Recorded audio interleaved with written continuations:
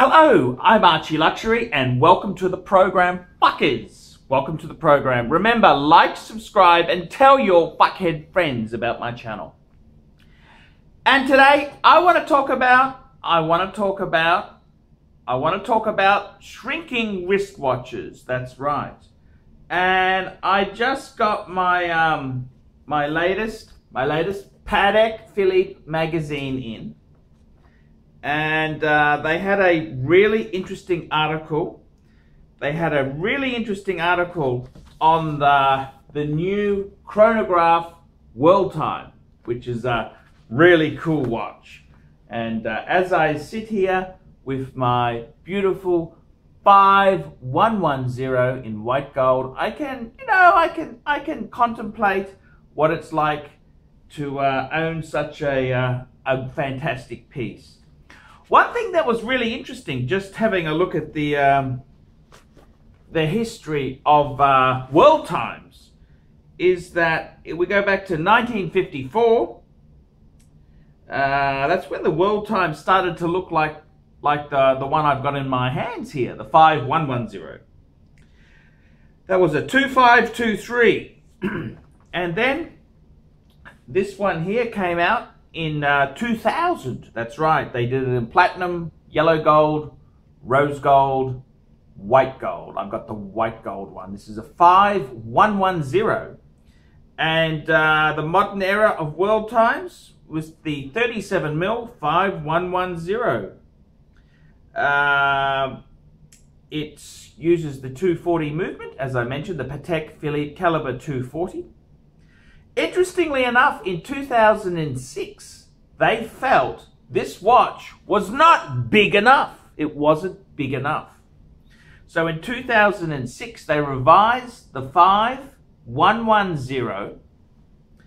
They revised it to a 5130, which was essentially the same movement. They just enlarged the case slightly to 39.5 mils. So it's gone from 37, which is what this one is, to 39.5. And guess what? Guess what indeed? What they've done now is they've actually released, in 2016, they released a new version, which actually is the 5230. So it was a 5130 before, 5230, 38.5. So we've gotten 37, 39.5, and now 38.5. So it's very interesting. What's happened is the big trend is over. Now we've seen the same thing happen with Rolex. The Rolex Day-Date, the flagship. The President, El Presidente. It was 36 mil for forever and a day. Then they brought out Day-Date 2, which was 41.5 mils.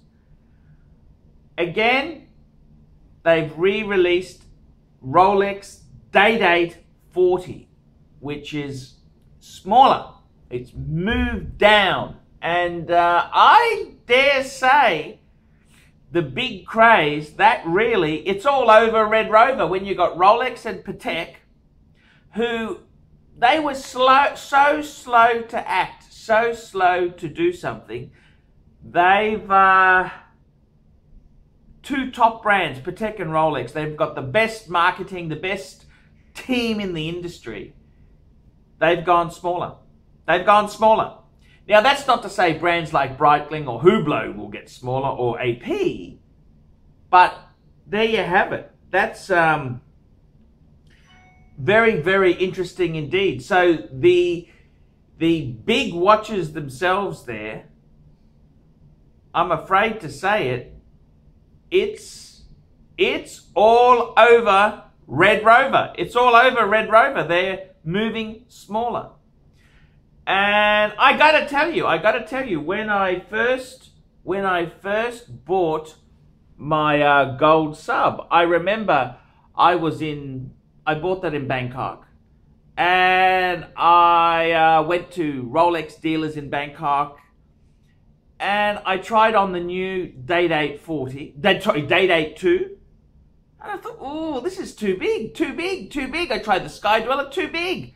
And even the ceramic gold sub, I thought, oh, it's a bit, they've fattened it up, even though it's still 40. They fattened it up, it looks bigger. I thought, that is the perfect one.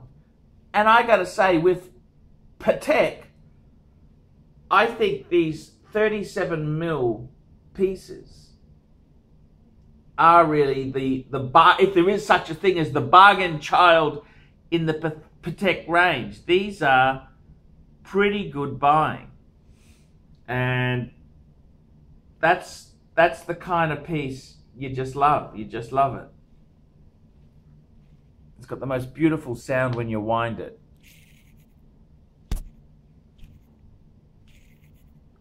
Absolutely beautiful.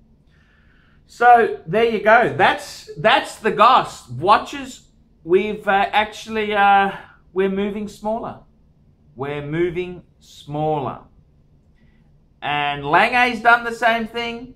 Other brands, I think, are going to these mammoth hue. Well, you know, there's only so much hormones in chicken that'll help with the bigger sizes. So that is the way it's going. That is indeed the way it's going. And it even affects brands like the Reverso, which I thought this was a beautiful size. It's the Reverso Grand Date. It's the grand size. And I've been told by a few watch dealers the ultra thins are very popular. The bigger size. Well, I kind of think it's an iconic. I think when something is this beautiful, it'll never be out. It'll never be out of fashion. It's gorgeous. I love that watch. And I kind of love both of these pieces. Both of these pieces here. 37mm Patek World Time and the Reverso Grand Date. I think both of them are perfect. They're both perfect. And one thing I love about the 5110, I mean, I'm not biased, but, well, I suppose I am. It's got the traditional world time hands. The ones on the 5130, the little circle, I don't really like it. It's got the best Guilloche dial. The 5130's got a nice Guilloche dial, but this is better. And it's the return of the modern world time, the Patek 5110. So, in my opinion, absolutely stunning. And I've got to say this to you. The bigger watches, that was a huge craze. We were getting bigger, bigger, bigger. I was getting worried. I didn't know where it was going to stop. But it has happened. And Rolex has been extremely clever. Extremely clever. And they didn't make all their sports watches 42mm. They only made the Explorer 2. The new Explorer 2 is 42mm. So I think the standard Explorer at 40mm is perfect. It is perfect. Rolex was very clever. They released the Deep Sea at 44mm. They released the Submariner and the GMT. They made it fatter, but it retained 40. And they did the Explorer 2 at 42. Very, very clever. I'm Archie Luxury. Tell me what you think of that. Archibald Chesterfield III, the greatest YouTube superstar of all time. The only super channel on YouTube is the Archie Luxury channel. The Archie Luxury channel. The greatest super channel on YouTube. Archie Luxury. The greatest YouTube entertainer covering the luxury goods genre, watches, luxury goods, and other auxiliary displays of wealth. The Archie Luxury channel, the greatest YouTube channel ever ever to exist. The greatest YouTube channel of all time. The Archie Luxury channel. Nothing could be grander than the Archie Luxury channel, fuckers. We specialize here in pre-owned Rolex watches. Rolex watch is a very special timepiece, and we always do the servicing exactly as factory specifications. We buy a pre-owned piece and we put it into brand new condition. We have Rolex certified technicians working on that. We completely disassemble the piece, we adjust and polish and change every single part of the watch. You have to have certified watchmakers that know what they're doing. If you have an expensive car, you're just not going to bring it to any mechanic that doesn't know what they're doing. You spend $5,000, it's like if you put money in the safe deposit box. And 1 or 2 years from now, you will keep having your $5,000. We have to spend a lot of money to get all this equipment together, but makes me feel I'm doing what I'm supposed to do. It's not a question of money, it's my passion. Jewelers on time, simply the best.